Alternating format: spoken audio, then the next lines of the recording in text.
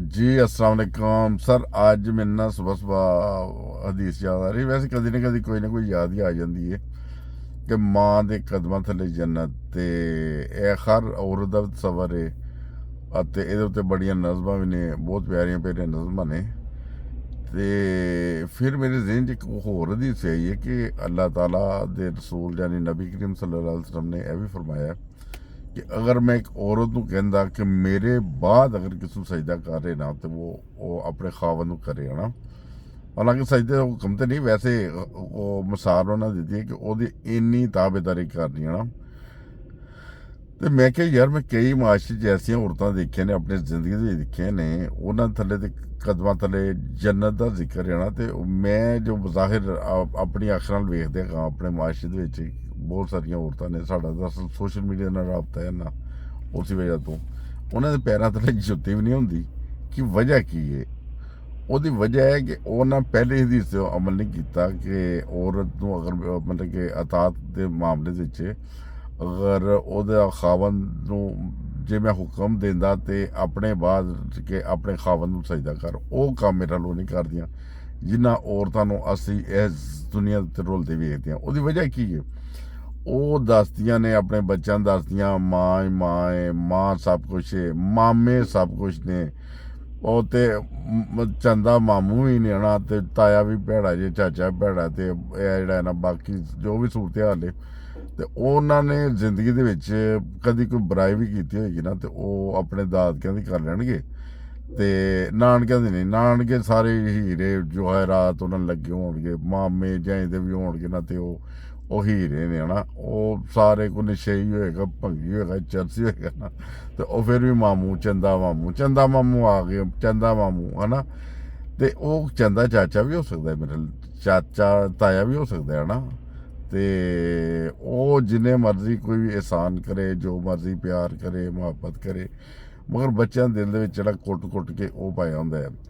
ਤੇ ਨਾਲੇ ਦੂਸਰੀ ਗੱਲ ਇਹ ਵੀ ਕੁਛ ਲੋਕੀ ਜਿਹੜੇ ਨਾ ਉਹ ਜਦੋਂ ਸ਼ਾਦੀ ਹੁੰਦੀ ਹੈ ਨਾ ਤੇ ਉਹ ਬੜੇ ਖੁਸ਼ ਹੁੰਦੇ ਨੇ ਕਿ ਬਿਲਫਰਜ਼ ਮਾਲ ਜਿਹੜਾ ਇੱਕ ਬੰਦਾ ਹੈ ਉਹਨੂੰ ਦੱਸਿਆ ਜਾਏ ਕਿ ਇਹ ਜਿਹੜਾ ਨਾ ਸਿੰਧੀ ਅੰਬ ਹੈ ਨਾ, ਤੇ ਉਹ ਅੰਬ ਲਾ ਦਿੰਦਾ ਹੈਗਾ ਤੇ ਉਹ ਵਿਚਾਰਾ ਅਣਜਾਣ ਹੁੰਦਾ ਹੈ ਨਾ, ਤੇ ਉਹ ਫੜ ਕੇ ਗੁੱਠੀ ਥੱਲੇ ਲਾ ਦਿੰਦਾ, ਜ਼ਮੀਨ 'ਚ ਲਾ ਦਿੰਦਾ, ਤੇ ਉਹਨੂੰ ਬੜਾ ਹੀ ਪਾਣੀ ਪੂਣੀ ਦਿੰਦਾ, ਬੜੀ ਇਖਤਿਆਰ ਦੇ ਨਾਲ ਉਹ ਉਹਦੀ ਸੇਵਾ ਕਰਦਾ ਹੈ, ਦਰਖਤ ਦੀ ਜੋ ਵੀ ਹੋ ਸਕਦਾ ਹੈ। ਤੇ ਉਹ ਤਕਰੀਬਨ 15-16 ਸਾਲ ਉਹ ਸਬਰ ਕਰਦਾ ਨਾ ਕਿ ਇਹਦੇ ਉੱਤੇ ਅੱਛੇ ਬੂਟੇ ਦੇ ਉੱਤੇ ਅੰਬ ਲੱਗਣੇ ਨੇ, ਸਿੰਧੀ ਅੰਬ ਲੱਗਣੇ ਨੇ, ਐਡੇ ਐਡੇ ਵੱਡੇ ਅੰਬ ਲੱਗਣੇ ਨੇ ਨਾ। ਤੇ ਉਹ ਸਰ ਫਲ ਦਾ ਉਦੋਂ ਪਤਾ ਚੱਲਦਾ ਜੇ ਤੇ ਅਣਜਾਣ ਕੋਈ ਬੰਦਾ ਹੋਏ ਨਾ ਤੇ ਉਹ ਫਲ ਹੈ ਨਾ ਜਦੋਂ 15-16 ਸਾਲ ਦਾ ਹੋ ਜਾਏ ਨਾ, ਉਦੋਂ ਪਤਾ ਚੱਲਦਾ। ਤੇ ਤੁਹਾਨੂੰ ਮੈਂ ਸਹੀ ਦੱਸਾਂ ਕਿ ਤੁਸੀਂ ਜਦੋਂ ਇੱਕ ਸ਼ਾਦੀ ਹੋ ਜਾਂਦੀ ਨਾ ਤੇ ਬੰਦਾ ਛਾਲਾ ਮਾਰਦਾ ਹੈ ਨਾ, ਇੱਥੇ ਹੋ ਗਈ, ਉੱਥੇ ਹੋ ਗਈ, ਇਸ ਫੈਮਿਲੀ 'ਚ ਹੋ ਗਈ, ਉਸ ਫੈਮਿਲੀ 'ਚ ਹੋ ਗਈ, ਤੇ ਉਹ ਵੀ ਮੈਨੂੰ ਲੱਗਦਾ ਕੁਛ ਐਂ ਦੀ ਸੂਰਤ ਹਾਲ ਹੈ ਜਦੋਂ ਤੁਹਾਨੂੰ ਸਹੀ ਪਤਾ ਉਦੋਂ ਚੱਲਦਾ ਜਦੋਂ ਬੱਚੇ ਤੁਹਾਡੇ ਜੋ ਹੈ ਨਾ, ਅਗਰ ਉਹਦੀ ਤਰਬੀਅਤ ਉਹਨਾਂ ਨੇ ਠੀਕ ਹੈ, ਉਹਨਾਂ ਨੇ ਦੱਸਿਆ ਕਿ ਬਾਪ ਦੀ ਰਿਸਪੈਕਟ ਕਰੋ, ਮਾਂ ਦੀ ਰਿਸਪੈਕਟ ਕਰੋ, ਦੋਨਾਂ ਦੀ ਰਿਸਪੈਕਟ ਕਰੋ, ਫਿਰ ਤਾਂ ਠੀਕ ਹੈ, ਫਿਰ ਮਾਮਲਾ ਠੀਕ ਹੈਗਾ। ਅਗਰ ਜਦੋਂ ਉਹ ਵਕਤ ਹੁੰਦਾ ਜੇ ਜਦੋਂ 15-16 ਸਾਲ ਬੁੱਢੀ ਦੇ ਪੈਰ ਵਿੱਚ ਜੰਮ ਜਾਂਦੇ ਜੇ ਸਰ ਜੀ, ਤੇ ਉਹ ਸਭ ਕੁਛ ਉਦੋਂ ਉਹਦੀਆਂ ਜੜ੍ਹਾਂ ਹੋ ਜਾਂਦੀਆਂ ਗਹਿਰੀਆਂ।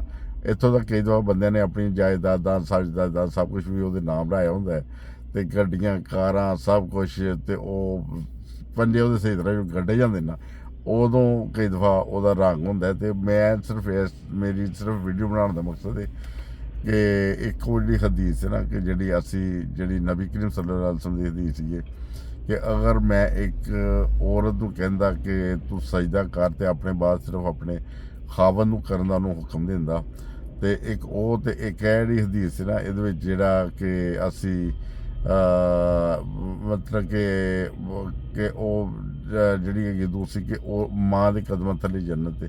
ਮੇਰੇ ਹਿਸਾਬ ਨਾਲ ਮਾਂ ਦੇ ਕਦਮਾਂ ਥੱਲੇ ਜੰਨਤ ਹੈ, ਮੈਂ ਬਿਲਕੁਲ ਇਸ ਚੀਜ਼ ਤੋਂ ਐਗਰੀ ਹਾਂ। ਮਗਰ ਉਹਨਾਂ ਮਾਵਾਂ ਦੇ ਮੈਨੂੰ ਲੱਗਦਾ ਜੇ ਕਿ ਜਿਹੜੀਆਂ ਮਾਵਾਂ ਬੱਚਿਆਂ ਦੀ ਤਰਬੀਅਤ ਕਰਦੀਆਂ ਨੇ ਤੇ ਉਹ ਪਹਿਲੀ ਹਦੀਸ 'ਤੇ ਵੀ ਅਮਲ ਕਰਵਾਉਂਦੀਆਂ ਨੇ ਕਿ ਉਹ ਬਾਪ ਦੀ ਇੱਜ਼ਤ, ਇਹਤਰਾਮ ਸਭ ਕੁਛ ਜਿਹੜਾ ਉਹ ਨਾਲ ਲੈ ਕੇ ਚੱਲਦੀਆਂ ਨੇ, ਉਹਨਾਂ ਦੇ ਉੱਤੇ ਪੂਰੀਆਂ ਹੁੰਦੀਆਂ ਦੇਖੀਆਂ ਨੇ। ਮਗਰ ਮੈਂ ਚੰਦ ਐਸੀਆਂ ਵੇਖੀਆਂ ਨੇ ਕਿ ਜਿਨ੍ਹਾਂ ਦੇ ਉੱਤੇ ਇਹ ਜਿਹੜੀ ਨਾ ਦੂਜੀ ਹਦੀਸ ਪੂਰੀ ਨਹੀਂ ਆਉਂਦੀ। ਮੈਨੂੰ ਲੱਗਦਾ ਵਾਲਾ ਨਾ ਮੈਂ ਗਲਤ ਹੋਵਾਂ, ਤੁਸੀਂ ਆਪਣੇ ਕਮੈਂਟਸ ਦੇਣਾ।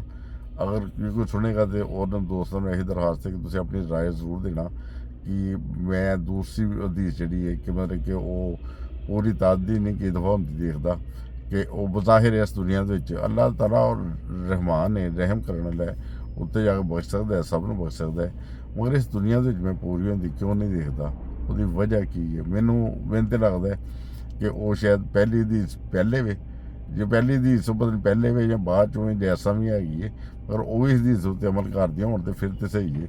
अगर पहली हदीस छड्ड के ते अपना ही डंडा फड़ के ते आपे आके थानेदार बन जाना ना ते दस्सण मैं वां, तो फिर तो मैनू नहीं जो लगती। बाकी मैं एक आलम नहीं है, एक आम इंसान हाँ, बल्कि कोई आलम ही अगर कोई सुनन तो इस चीज़ में मेरी रहनुमाई कर सकते हैं। तो मैं एक आदना जिहा इंसान हाँ, तो साहिब मैनू इलम की जरूरत है, तो मैं दो हदीसां नूं आपस में जो वेखदा पिया सी कि इन्हां विच एक पासे ते अल्लाह ताला का इन्ना वड्डा हुक्म है कि मैं सजदे का भी कहाँ तो वो सजदा भी उसदे जायज़ होएगा, मगर दूसरी पासे मैं देखना तो कई औरतां वाकई रोलदियां ने इंज दी सूरत। अगर तुसीं भी इंज कोई वाक़या देखिआ तो मेरे नाल शेयर करो, मैं तुहानूं वाक़या भी इहदे बारे चंद एक वाक़या भी सुना दांगा। हज़ारां वाक़यात हुंदे ने, मैं एक अद्धा वाक़या भी सुणादा। चलो ठीक है, जुड़े रहो साडे चैनल दे नाल। अस्सलाम वालेकुम वरहमतुल्लाहि वबरकातुहू। मैं सुबह अज मैं निकलिया सी ते बच्चों लेके स्कूल, तो मैं चलो एक दोस्त वाकई सुना दी। अस्सलाम वालेकुम वरहमतुल्लाह।